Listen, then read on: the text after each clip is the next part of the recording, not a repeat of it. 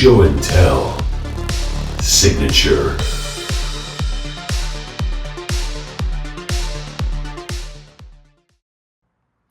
Welcome to Show and Tell Signature. This is just some of my favorite friends talking about some of their favorite decks. Today I'm joined by FlavorPro Matt. He's going to be talking about his Brimaz King of Oreskos Commander deck.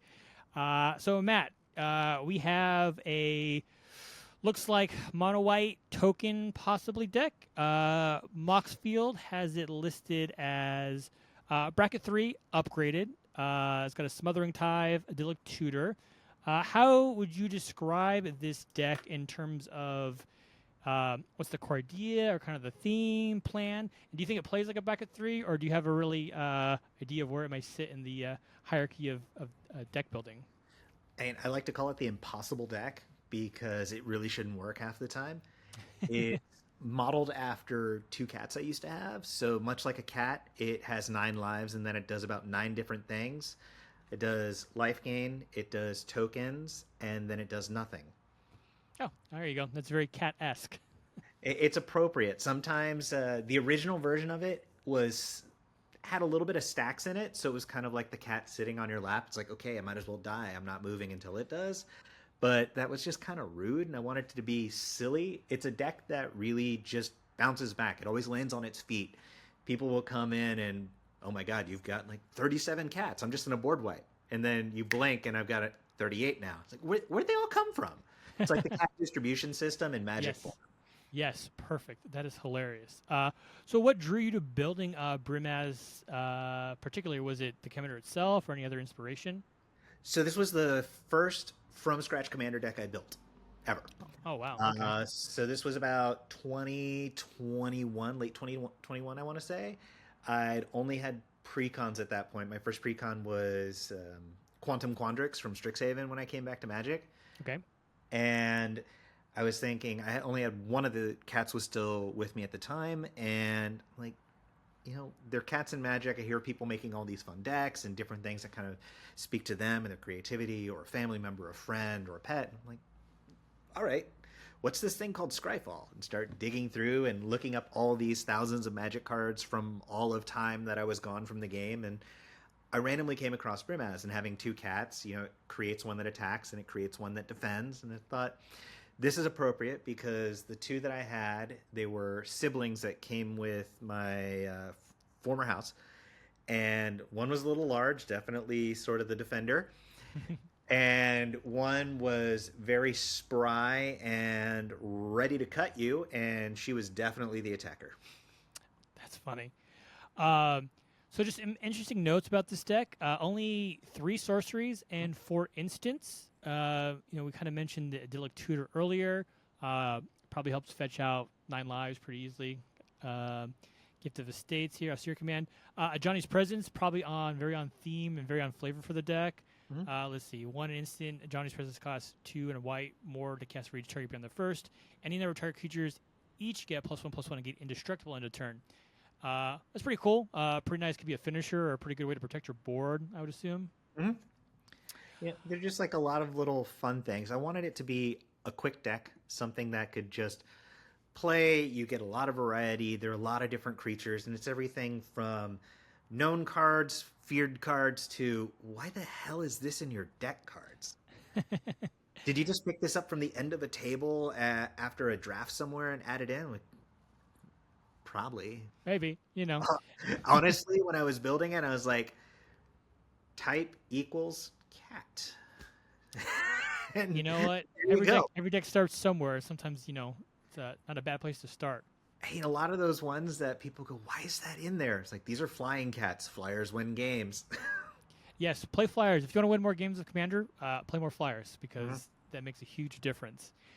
So on top of the kind of small amount of sorceries instance, only 33 lands living on the edge. It started out as 28, I think. 28. Wow. It has a lot of what I call anti-ramp. So it's stuff that instead of adding mana for you, it subtracts off the cost. I'm a big fan of the whole cycle of medallions. Every deck I build, the first thing I add is what are the appropriate medallions. Yes. And so it's got an old beat-up Pearl medallion I got from my local LGS. Like, it's been loved. I said, perfect. Yeah, I think the medallions are kind of a maybe underrated or underplayed kind of card. Mhm. I feel like compared to like a 2-mana rock, you're gonna get a lot more value out of a medallion over the course of a game versus like a Mind Stone or an equivalent 2-mana kind of way to go. Um, you do I'm a have a big pretty. fan. Oh, go ahead. Yep. I was just saying I'm a big fan. It's like everyone's afraid of the, you know, turn one, land, Soul Ring, Arcane Signet. Yeah. I am very much a land, Soul Ring. What's the medallion? Yes. Yes. Exactly. Even compared, I mean, we just saw the Soul Stone is kind of coming. Want Two one of mana. those. Yeah. I'm sure there'll be a version for all colors, but again, I think just over the course of a few turns, you're going to generate more value out of a medallion as you will from a rock. Mhm. So that's pretty neat. You do have about nine artifacts, a pretty good amount of mana rocks. Probably helps make up for the difference Mhm. in lack of lands. Did want to shout out Throne of Eldraine, legendary artifact for 5. Enter, choose a color, add 4 mana of the chosen color. Spend this mana only to cast monocolor spells of that color. And you can tap 3, tap it, draw 2 cards, spend only a mana of the chosen color to activate his ability. So kind of from a price standpoint, fairly expensive. It's about $40. But I feel like it's maybe because of the price point, a fairly underplayed card. Like I don't think I see it too often, but I think for especially a monocolored deck, it's a pretty nifty kind of way to kind of go. It was sort of a card I just sort of came across, and it was low price. I want to say when I picked it up, or maybe I cracked it from a pack. I'm like, this is like 5 mana. I can get to that. I'm Yeah. not playing games that are ending in 5 turns. I want to play for the social element and for everyone to do something silly and cool. And in a monocolored deck, it's fantastic. Yeah, no, for sure. Some other kind of fun, looks like strategy cards in here. You got a Mondrak, Glory Dominus, which is your token doubler or one of a token doubler. O'Hare Talk, another slightly newer one, which is the Tripler, I believe. Yeah, Yep. token Tripler. Uh, and a card that terrorizes me on Arena is Oscillate Pride. Oh, Um, love Ocelot Pride. And yeah, don't forget the Anointed Procession. Oh yeah, Annoyed Procession, classic Annoyed Procession. So I feel like you're out here to make an army of cats, really Yeah. cat daddy up, and just kind of go wide and swing. And what is the most amount of cat tokens you've made in a game? Do you know offhand? Any numbers Uh, stick out? 42. 44. 44. I was gonna say the meaning of the universe in terms of Uh, cats. I want to say it was 42, but I think it was 44. It was with Tori the Vast in Baltimore. Oh, okay. We were hanging out in the command zone. I think Steve was playing in a tournament, and we were just playing. And one of the rules that Tori started with me when I was first guesting on streams is every time I play a cat, I have to meow.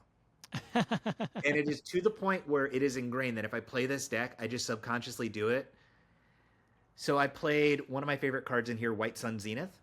Oh, okay. Um, so it's instant X and 3 white, create X 2/2 white cat creature tokens. So you can kind of see how that came about. And so I Yes. dropped that, and here's what X is equal. And Tori just sat back, crossed her arms, and goes, "Well, fun fact, Meow Mix jingle, 44 cats worth." There you go. That's hilarious. That's a lot of meowing.